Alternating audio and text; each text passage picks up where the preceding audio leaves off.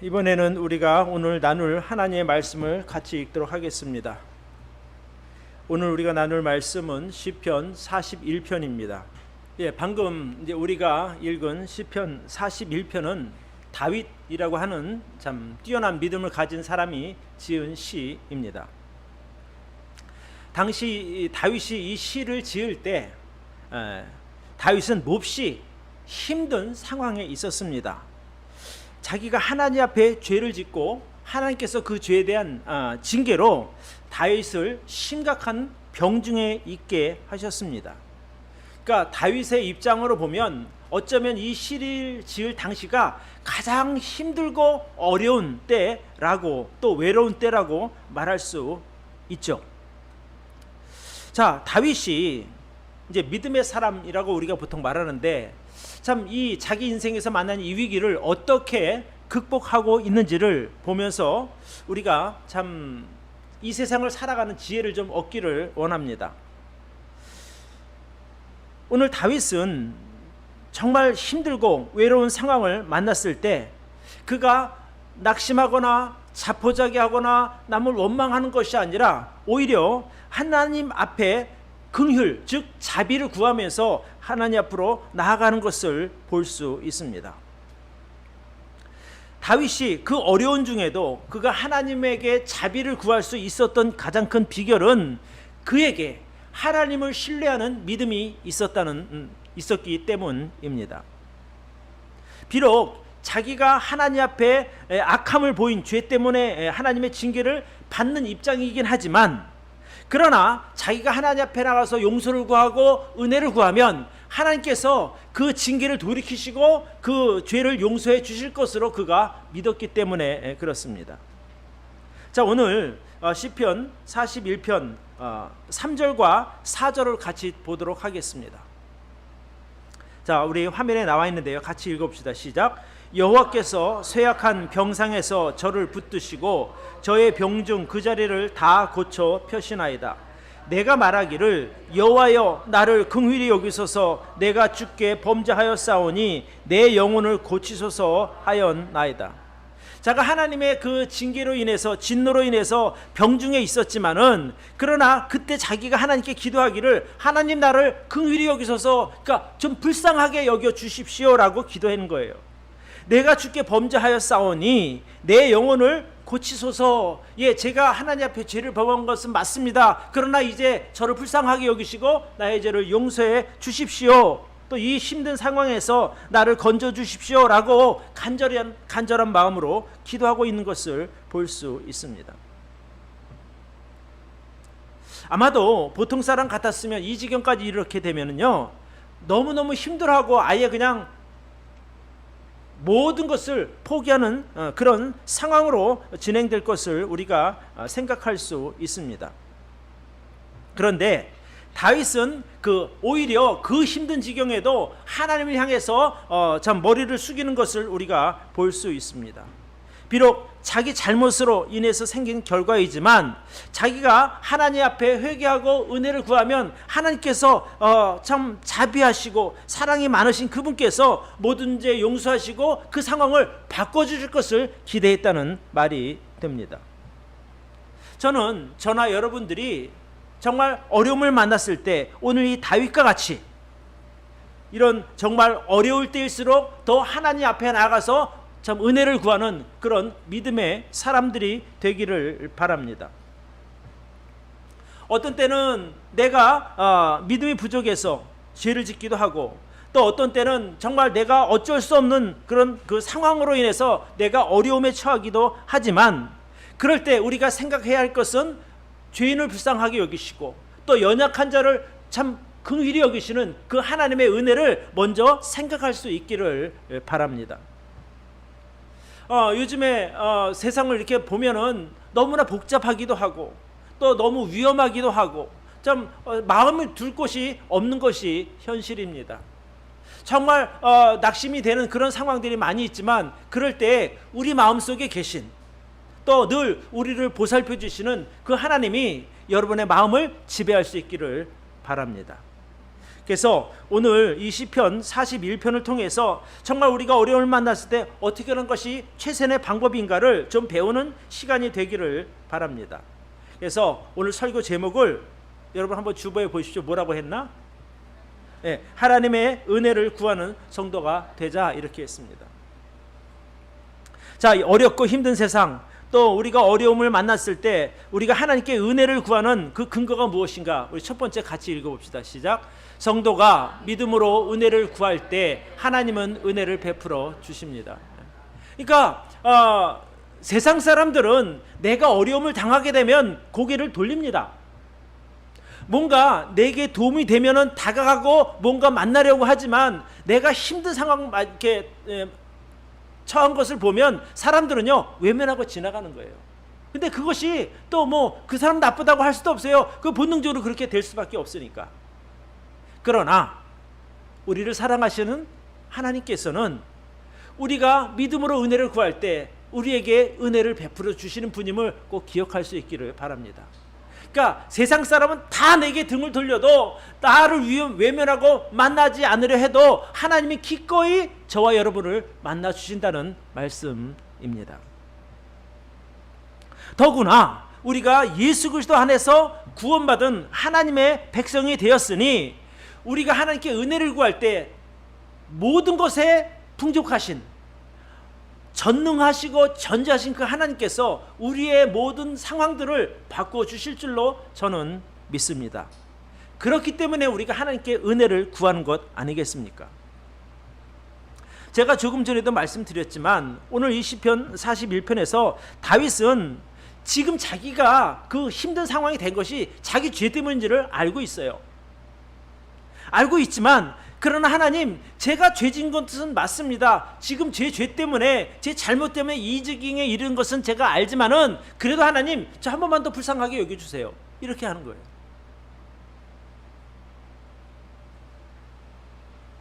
다윗이 그런 어려운 가운데서도 하나님께 용서를 구할 수 있었던 것은 하나님은 죄인을 불쌍하게 여기시고 은혜 베풀어 주시는 분임을 그가 잘 알고 있었기 때문에 가능했던 일입니다.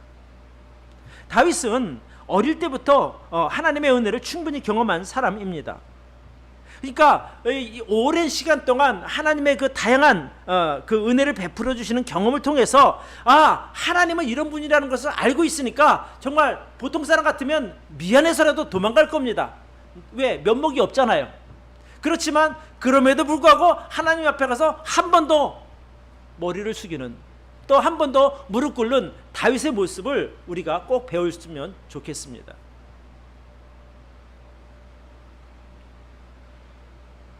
사절을 우리 다시 한번 볼까요? 4절. 자, 같이 한번 봅시다. 시작. 내가 말하기를 여호와여 나를 긍휼히 여기소서, 내가 주께 범죄하였사오니 내 영혼을 고치소서 하였나이다. 어찌 보면 참 얼굴도 두껍다 라고 말할 수 있겠지만, 그러니까 이때 당시 다윗이 어떤 죄를 지었는가 하니 자기 부하를 죽이기도 했고 또 자기 부의 아내를 빼앗기도 한 그런 정말 세상 사람으로 봐도 너무 악한 죄를 지었던 다윗인데, 그럼에도 불구하고 그가 하나님 앞에 나서 하나님 저 한 번만 용서해 주세요. 이게 뻔빠는 것 같지만 여러분 바꿔 생각하면요 정말 큰 믿음이라는 거예요. 어차피 우리가 세상을 살다가 보면 완벽하게 살 수 없어요. 늘 실수하기도 하고 늘 넘어지기도 하죠. 그러나 그럴 때일수록 우리가 이 다윗처럼 하나님 앞에 나아가서 기도하고 은혜를 구할 수 있는 저와 여러분 되기를 바랍니다. 네. 그러니까 우리가 지금 우리에게 필요한 믿음이 바로 이 다윗과 같은 믿음이라는 말씀입니다. 근데 사람들이 대부분을 보면 자기가 하나님을 믿는다고 하면서도 정작 어려운 일을 당하게 되면요 하나님으로부터 도망가는 경우도 있고 또 스스로 낙심해서 하나님의 도우심을 받지 못하는 경우가 있습니다. 그러니까 결국에는 거의 다 비슷한 상황으로 인생을 살아가게 되지만 믿음 있는 사람은 그것을 딛고 일어나는 것이고 믿음이 없는 사람은 그 상황 속에 파묻혀 버린다는 말씀입니다. 그러니까 기도할 힘조차 갖지 못하는 것이 많은 사람들의 모습 아닙니까?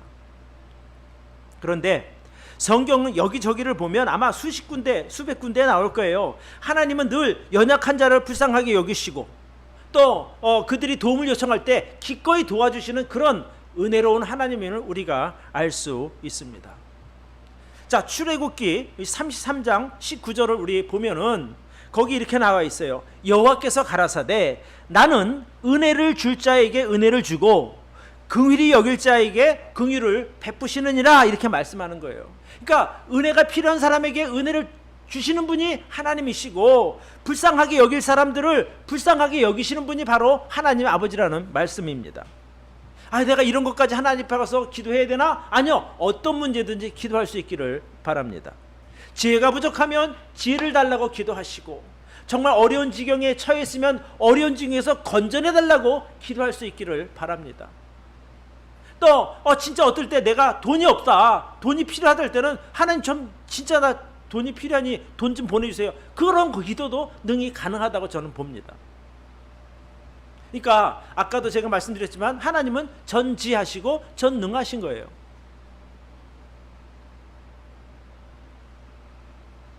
신약 성경에도 예수님께서 이 세상에 오셔서 찾아간 사람들이 누구냐면 주로 병든 사람들, 과부들, 귀신 들린 사람들, 또 정말 죄인들을 찾아가신 거예요. 왜? 그들을 불쌍하게 여기셨기 때문에 그렇습니다.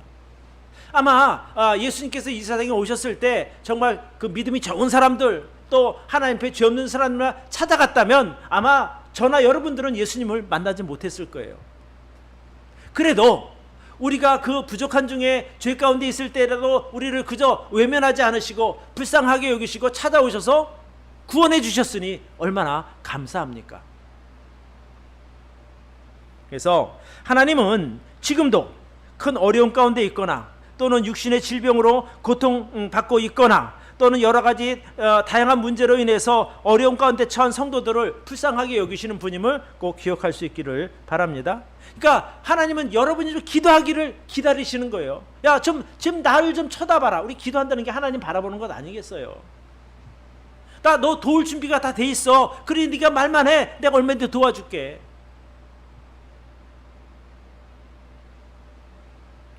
그래서 우리가 내가 어려움을 당했을 때 해결책의 관건은 어디 있는 거 하냐면 내가 하나님부터 멀어지는가 아니면 하나님 향해 내가 더 한 걸음 더 나아갈 것인가, 거기에 달려있다고 해도 과언은 아닙니다. 그래서 늘 하나님의 참 베푸시는 은혜를 기대하며 또 은혜를 구하는 저와 여러분들이 되기를 진심으로 축복합니다. 네. 자, 두 번째, 우리가 어려움 만났을 때 왜 하나님께 은혜를 구해야 되는가, 또 어떻게 구해야 되는가, 같이 한번 읽읍시다. 시작. 우리가 은혜를 구하려면 하나님을 향한 전적인 신뢰가 필요합니다. 그러니까 우리가 하나님께 은혜를 구할 때 하나님을 향한 신뢰가 있어야 된다는 거예요. 내가 기도하면 저분은 나를 외면하지 않으신다는 그 신뢰감이 있어야 된다는 거죠. 우리가 세상에서는 그렇거든요. 저 사람이 나 도와줄 것 같아. 가서 정말 어렵게 찾아가서 참 떨어지지 않는 입을 이렇게 열었을 때요, 거의 대부분요, 죄송합니다, 저도 참 어렵습니다, 이런 경우가 너무나 많아요. 물론 뭐 도와주기 싫어서 그럴 수도 있지만 도와줄 능력이 안 돼서 그럴 수도 있는 것이거든요. 그런데 하나님은 우리가 어떤 상황에서든지 어떤 모습이든지 가서 도움을 요청할 때 우리를 불쌍하게 여기시고 우리의 모든 필요를 들어주시는 분임을 여러분 확신하시기를 바랍니다. 그게 하나님을 향한 신뢰입니다. 그러니까 다윗 같은 경우 이 시편 41편에 보면 그가 정말 하나님의 징계로 인해서 큰 공경에 빠지게 되었을 때 다윗 옆에 있던 사람들이요, 하나씩 둘씩 다 떠나기 시작했어요. 심지어 다윗의 신복이라고 할 수 있는 사람이 다윗을 배반하기도 했다니까요. 그러면서 이렇게 말하죠. 자, 우리 5절부터 9절까지 내용을 우리 같이 보겠습니다. 나의 원수가 내게 대하여 악담하기를, 그러니까 여기서 말하는 나의 원수는 그동안 다윗이 왕으로서 있을 때 그 밑에 있던 신하들이에요. 근데 반역을 저질렀고 그 반역을 저지른 사람 편에 그 선 사람들 이야기입니다. 나의 원수가 내게 대하여 악담하기를 저가 어느 때나 죽고 그 이름이 어느 때나 멸망할고 하며 이렇게 돼요. 그러니까 다윗 이제 끝났어. 이제 그 인간 얼마 못 살아. 이제 이렇게 생각한다는 거예요. 그리고 그렇게 생각을 하면서도 6절 나를 보러 와서는 거짓을 말하는 거예요. 와갖고는 하는 말이 뭐냐면 빨리 낫기를 바래 이렇게 되는 거예요. 밖에서는 저주하면서 그 중심에 간악을 쌓았다가 나가서는 이를 광포하오며 나를 미워하는 자가 다 내게 대하여 수군거리고 나를 해하려고 꾀하며 이르기를 악한 병이 저에게 들었으니 이제 저가 눕고 다시 일어나지 못하리라 하오며 나의 신뢰하는 바 내 떡을 먹던 나의 가까운 친구도 나를 대적하여 그 발꿈치를 들었나이다. 하나님, 내 주위에는요 다 나를 저주하는 사람밖에 없습니다. 심지어 내 가까운 친구도 나를 대적해서 그 대적자의 편에 선 그런 상태입니다. 그러니 하나님 저를 도와주십시오라고 기도하는 거예요.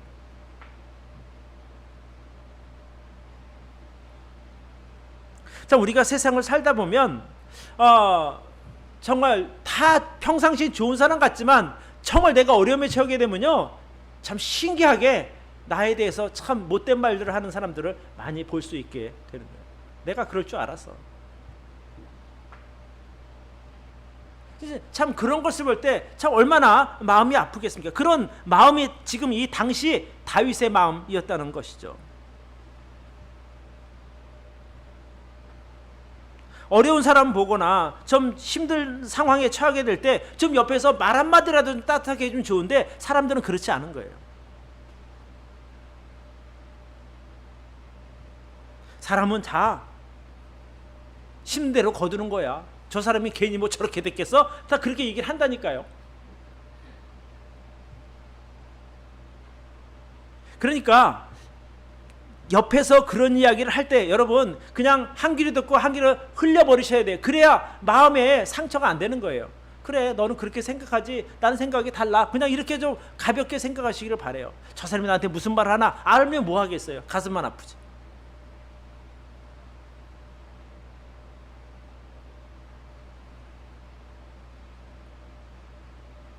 세상에 나가면 능력이 있을 때야 사람들이 와서 뭐 그냥 아부도 하고 옆에서 당신이 최고라고 말하지만 내가 힘없어 보십시오. 사람들은요 정말 냉정하게 돌아서게 됩니다. 뭐 세상에 원래 그런 모습이니까 뭐 그럴 수밖에 없죠. 그러나 적어도 우리가 주 안에 있을 때 정말 어려운 사람 보면 가서 격려할 수 있기를 바라요. 그래, 네가 지금 힘들지만 그래도 하나님이 너를 도와주실 거야. 그거 조금만 견뎌. 나도 기도하고 있어. 좀 이것이 최선 아니겠습니까?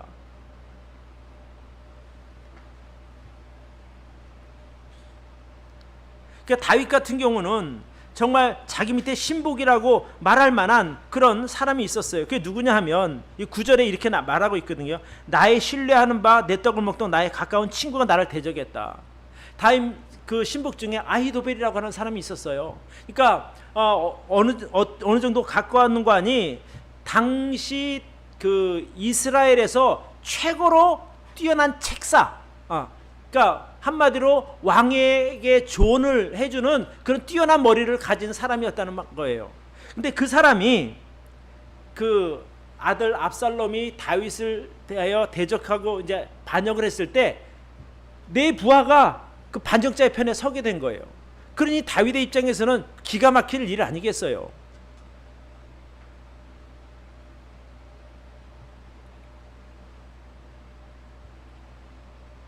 그때 다윗이 이제 그 사람에 대하여 분노하거나 그 사람에 대하여 참 저주하기보다는 하나님 앞에 기도합니다. 자, 9절과 10절을 참 다시 보겠습니다. 나의 신뢰하는 바 내 떡을 먹던 나의 가까운 친구도 나를 대적하여 그 발꿈치를 들었나이다. 그러하오나 주 여호와여 나를 긍휼히 여기시고 일으키사 나로 저희에게 보복하게 하소서.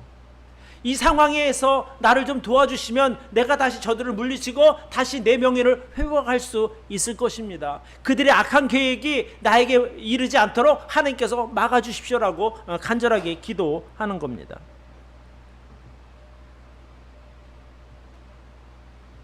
그러니까 다윗은 사람들이 비난하고 또 저주하고 비아냥거리는 말 때 거기에 이렇게 맞서지 않은 거예요. 오히려 너희는 말해라, 그렇게 마음대로 해라, 나는 하나님께 기도하겠다, 이렇게 된 거거든요. 근데 정말 그 성경에 보면 그 사무엘하 15장 이후에 이제 그 내용들이 나옵니다. 근데 이제 당시에 다윗은 쫓겨 도망가는 그런 입장이었거든요. 그런데 쫓겨 도망가면서도 하나님의 은혜를 구했단 말입니다. 자, 그 내용이 어디 나오는 거 아니? 사무엘하 15장 24절 25절이에요. 좀 띄워주시기를 바래요. 자, 이제 다윗이 자기를 따르는 사람들과 이제 도망가는 그런 상황인데, 자 24절입니다. 사독과 그와 함께한 모든 레위 사람이 하나님의 언약궤를 메어다가 내려놓고 아비아달도 올라와서 모든 백성이 성에서 나오기를 기다리더니 왕이 사독에게 이르되, 어떤 상황이냐면 여기 보면 하나님의 언약궤라고 하는 것은 이스라엘 백성에게 있어서는 하나님이 함께 한다는 그런 아주 중요한 그 증거가 됩니다. 그러니까 그 언약궤가 있으면 하나님이 이 사람과 함께라는 증거란 말이에요. 그러니까 그 사독이라든가 레위 사람들이 다윗이 도망갈 때 그 언약궤를 들고 간 거예요.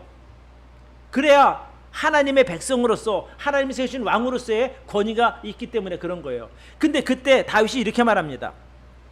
25절, 왕이 사독에게 이르되 하나님의 궤를 성으로 도로 메어가라. 그러니까 예루살렘 성에서 도망 나오는 입장인데 이 언약궤 다시 거기다 갖다 놔, 이렇게 말하는 거예요. 그럼 왕은 뭐가 되는데요? 그때 이렇게 말합니다. 만일 내가 여호와 앞에서 은혜를 얻으면 도로 나를 인도하사 내게 그 궤와 그 계신대를 보이시리라, 그렇게 돼요. 내가 지금은 비록 도망가는 입장이지만 하나님께서 내게 은혜를 베푸시면 다시 내가 예루살렘 성으로 돌아올 거야 라고 하는 그 믿음의 고백을 하는 거예요. 근데 옆에서 볼 때는 아이고 왕이여, 지금 그럴 상황이 아닙니다, 가서 겨우 목숨이나 부지하면 다행입니다, 이렇게 말할 수 있는 상황인데, 오히려 다윗은 아니야, 하나님이 나와 함께 하시면 하나님께 나를 다시 이 예루살렘 성으로 돌아오도록, 다시 왕위를 회복할 수 있도록 은혜 베풀어 주실 거야 라는 믿음이 있었다는 거예요. 그런데 정말 신기하게도 하나님께서 다윗의 믿음대로 다윗에게 은혜를 베푸셔서 다시 왕으로 회복하게 만들어 주십니다. 놀라운 일이죠. 모든 상황, 당시 모든 상황은 다윗에게 가장 불리한 상황으로 진행됐지만 그때 다윗이 하나님께 은혜를 구했고 하나님께서는 그에게 은혜를 베푸셔서 다시 왕으로 세워주셨다는 말씀입니다. 당시 그 아까 말한 그 아이도벨의 계획대로만 됐었으면 다윗은 죽었을 거예요. 근데 하나님께서 그 아이도벨의 계획을 막아주시고 오히려 다윗을 도우려는 후세라고 하는 사람의 계획을 선택하게 만들어요. 그 압살롬으로 하여금. 그래서 하나님의 은혜로 인해서 다윗은 살아남았고 반역했던 압살롬은 죽게 됩니다. 우리가 이것을 보면서 배울 수 있는 것은 무엇인가 하니, 우리 인생에 있어서 가장 신뢰할 만한 대상이 누구인가? 그것은 바로 하나님이십니다. 그러니까 사람들은 다 배반하는 거예요. 내 능력이 없을 것 같으면 내게서 떠나가기도 하고, 자기에게 이익이 될 것 같으면 나를 그냥 그 손바닥 뒤집지 배반도 하는데, 하나님은 어제나 오늘이나 영원히 동일하신, 변하지 않으시는, 여러분들을 끝까지 사랑하시는 그런 하나님임을 꼭 기억할 수 있기를 바랍니다. 그러니까 내가 어떤 상황에 있나가 중요한 것이 아니에요. 하나님께서는 너 내 아들 예수 그리스도의 피로 구원받은 성도니 너는 영원히 내 것이야, 네가 어떤 상황에 있든지 나는 너를 끝까지 사랑해, 이런 것을 우리에게 알려주신 거예요. 그러니 우리가 내가 어떠한 상황에 있더라도 끝까지 하나님을 바라보고 하나님을 신뢰하는 그 믿음 속에 살 수 있기를 바랍니다. 그게 지금 이 시대에 우리에게 필요한 믿음입니다. 자, 그러면 그런 하나님의 은혜를 우리가 받은 성도로서 우리가 어떻게 살아야 되는가, 우리 세 번째 우리 보도록 하겠습니다. 같이 한번 읽어봅시다. 시작. 성도가 서로 은혜를 베풀 때 하나님의 은혜를 더 크게 누리게 됩니다. 그러니까 제가 여러분들에게 드리고 싶은 말씀의 요지가 이거예요. 오늘 정말 꼭 해드리고 싶은 말씀은, 여러분들이 그런 하나님의 은혜를 입었으니 여러분들도 다른 사람들에게 은혜를 베푸시기를 바랍니다. 이게 되게 중요한 것이거든요.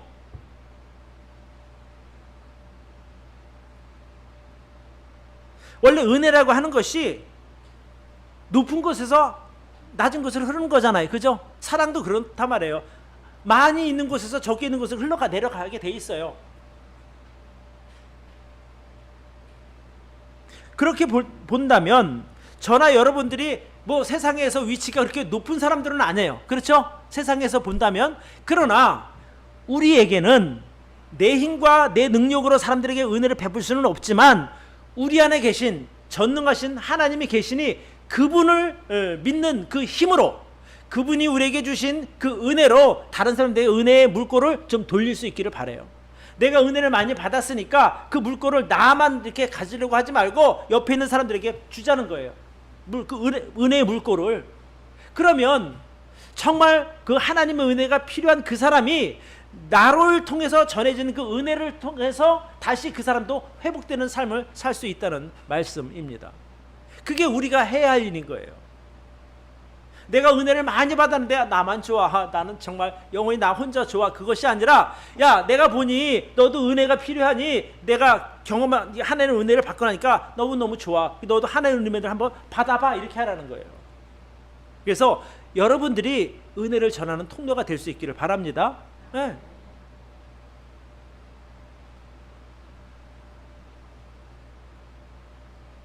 사실 저 같은 경우도 제가 뭐 무슨 특별한 능력이 있는 건 아니거든요. 저도 제가 하나님의 은혜를 많이 경험하다 보니까 제가 어려운 사람을 보게 되면 당신도 참 예수님 믿고 복 받으면 참 좋겠습니다 라고 말하는 거예요.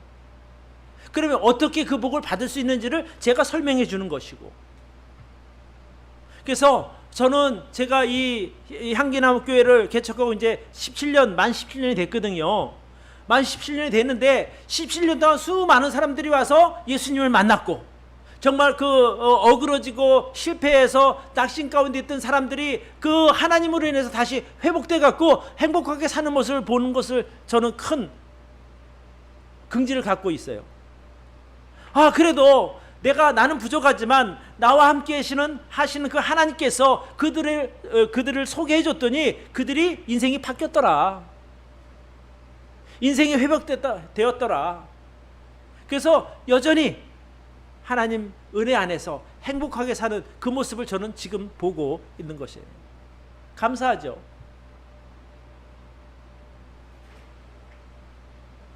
어떨 때는 그런 생각도 들어요. 정말 미운 사람이 있잖아요. 미운 사람은 저 사람에겐 정말 복음 전하기 싫을 정도로 그런 사람들이 분명히 있거든요. 그런데 그 사람의 어떠함에 의해서 내가 은혜를 전하고 말고가 아니라 내가 하나님께 은혜를 입었으니 그것이 너무 감사해서 그 은혜를 다른 사람에게 전하는 그런 믿음의 사람들이 될 수 있기를 바랍니다. 예수님이 그러셨단 말이에요. 원수도 사랑하라.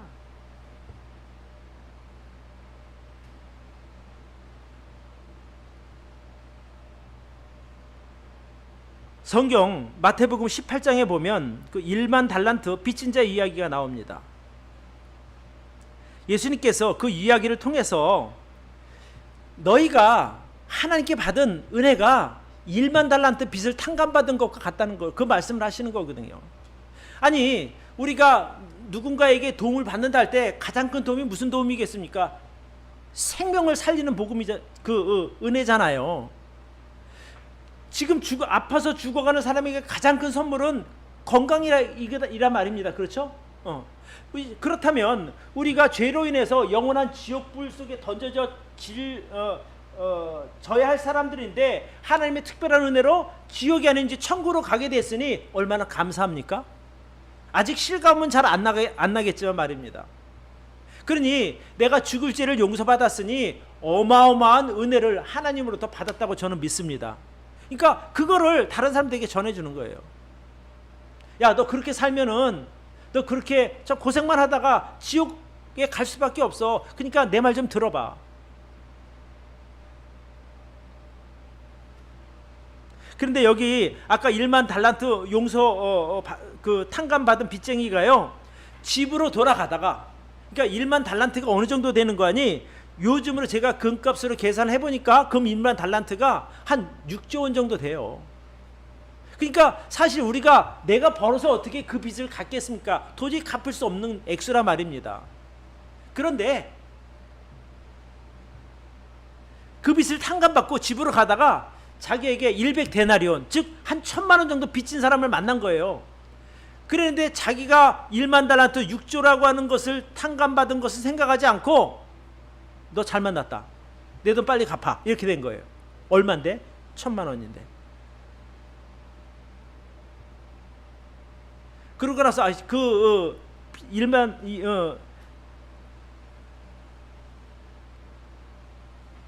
100데나리온 빚진 사람이, 1000만 원 빚진 사람이 갑자기 막 헷갈리네요. 미안하지만 제가 열심히 일해서 갚을 테니까 조금만 기다려 주세요, 이렇게 된 거예요. 그러니까 당장 내놔. 그래서 한 번만 기회를 주시면 제가 열심히 해서 갚겠습니다. 안 돼, 못 갚으면 감옥으로 가야 돼. 그래서 옥에 가둬버린 거예요.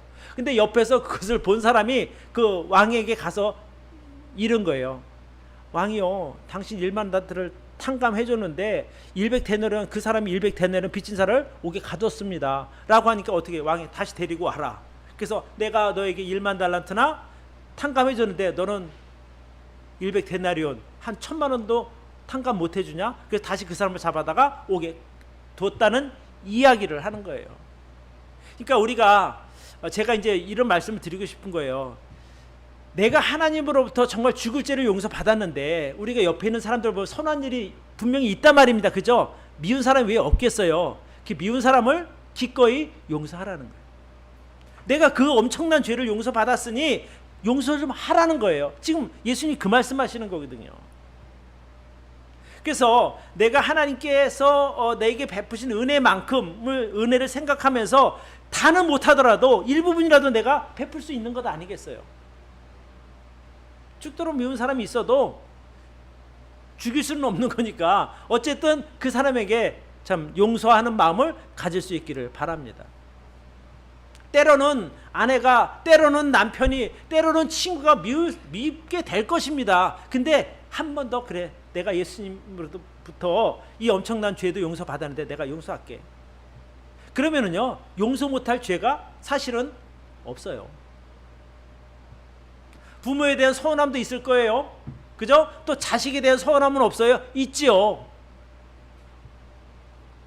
그럴 때도 오늘 그 1만 달란트 탕감받은 빚쟁이라 내가 생각하시고 다른 사람을 용서하시고 또 그 사람에게 은혜를 베푸는 저와 여러분들이 되기를 바랍니다. 성경은 그런 사람에게 복이 있다라고 말하고 있어요.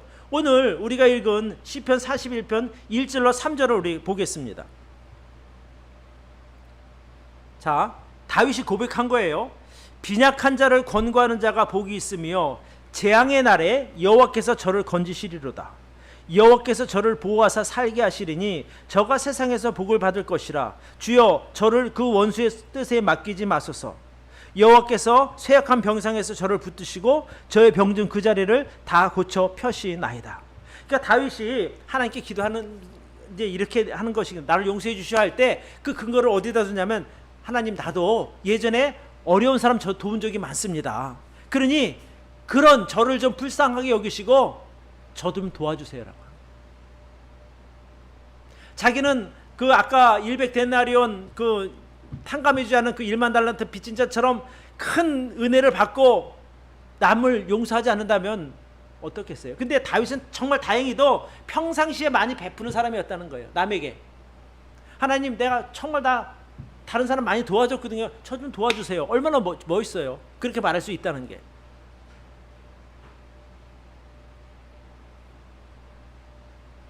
여러분, 하나님은 긍휼을 베푸는 자에게 긍휼을 베풀어 주시는 분입니다. 내가 남에게 은혜를 베푸면, 야, 너 정말 대단하다, 그래서 우리에게 더 큰 은혜로 갚아 주신다니까요.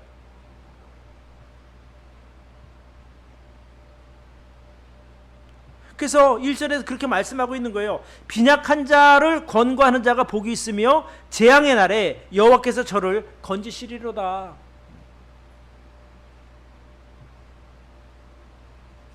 우리가 가난한 사람 또는 어려움에 처한 사람들을 돕는 것은요, 구원받은 성도로서 마땅한 일입니다. 당연히 그렇게 해야 되는 거예요.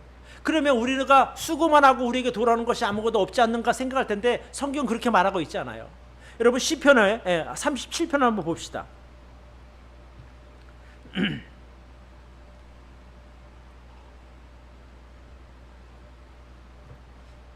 (37편) 25절 28절인데요. 제가 읽어드릴게요. 내가 어려서부터 늙기까지 의인이 버림을 당하거나 그 자손이 걸식함을 보지 못하였도다. 저는 종일토록 은혜를 베풀고 꾸어주니 그 자손이 복을 받는도다. 여러분이 은혜를 베풀면 누가 복 받는다고요? 자손이 복 받는 거예요. 또 자기도 복 받고. 악에서 떠나 선을 행하라. 그리하면 영영이 거하리니 여호와께서 공의를 사랑하시고 그 성도를 버리지 아니하심이로다. 저는 영영이 보호를 받으나 악인의 자손은 끊어지리로다. 그러니까 여러분이 사람들에게 은혜 베풀면요, 하나님이 여러분에게도 복 주시고 여러분의 자손들에게도 복 주신다는 약속의 말씀 아니겠습니까? 또 하나만 더 볼게요. 우리 잠언 19장 17절 말씀도 한 번 더 봅시다. 잠언 19장 17절 같이 한번 읽어볼까요? 시작. 가난한 자를 불쌍히 여기는 것은 여호와께 꾸이는 것이니 그 선행을 갚아주시리라. 그러니까 어려운 사람을 내가 이렇게 도와주면 하나님한테 내 꾸어주는 것 같다는 거예요.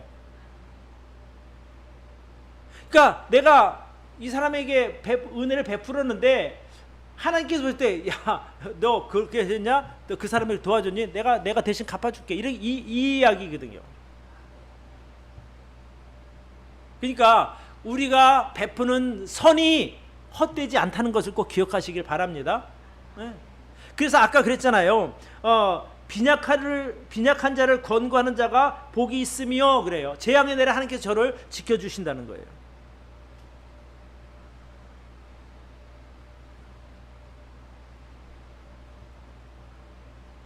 마태복음 우리 5장 7절 말씀 하나 좀 더 봅시다. 마태복음 5장 7절 같이 한번 읽읍시다. 시작. 긍휼히 여기는 자는 복이 있나니 저희가 긍휼히 여김을 받을 것이요. 그러니까 다른 사람을 불쌍하게 여기는 사람은 하나님께서 그 사람을 불쌍하게 여겨주신다는 말씀이에요. 성경에 나온 이야기를 제가 짧게 하나 말씀드리고 설교를 마치도록 하겠습니다. 누가복음 10장에 보면 그 선한 사마리아인 이야기가 나옵니다. 아마 여러분 잘 아실 거예요. 선한 사마리아인 이야기를 예수님께서 말씀하시면 이렇게 말씀하셔요. 어떤 사람이 예루살렘에서 여리고로 내려가다가 강도를 만나서 거의 죽을 지경에 이르게 된다. 그때 제사장도 보고 피하여 가고 또 레위인도 보았지만 모른 채고 피해서 그냥 지나가게 됩니다. 그때 마침 어떤 사마리아인, 여기서 사마리아인이라고 하는 것은 이스라엘 백성들 생각할 때 혼혈이니까 좀 아주 무시하는 그런 아주 천한 사람들을 말합니다. 근데 당시 레위인도 또는 이제 제사장도 모른 채 어려움 당한 사람은 다 피하고 그냥 모른 채 지나갔는데 가장 천하다고 생각했던 사마리아인이 그 사람을 도와준 거예요. 그러면 레위인, 제사장, 이 사마리아인 중에 누가 가장 선한 사람이게 되겠습니까? 너무 어려운 질문을 드렸네요. 선한 사마리아인이 가장 선한 일을 한 것이거든요. 그러니까 예수님이 그러니까 너희도 가서 이와 같이 하라 이렇게. 그러니까 선을 베풀라는 겁니다. 어려운 사람을 만나거들랑. 그럼 누가 갚아주신다고요? 하나님이 갚아주신. 하나님께 꾸이는 거라 그랬잖아요. 그러면 너도 좋고 나도 좋은 거야. 원래는 나만 좋은데 그 어려운 사람 도와주면 너도 좋고 나도 좋은 거야. 그러니까 하나님을 더 크게 누릴 수 있다 이 말씀이에요. 그래서 은혜는 나눌수록 커지는 거예요.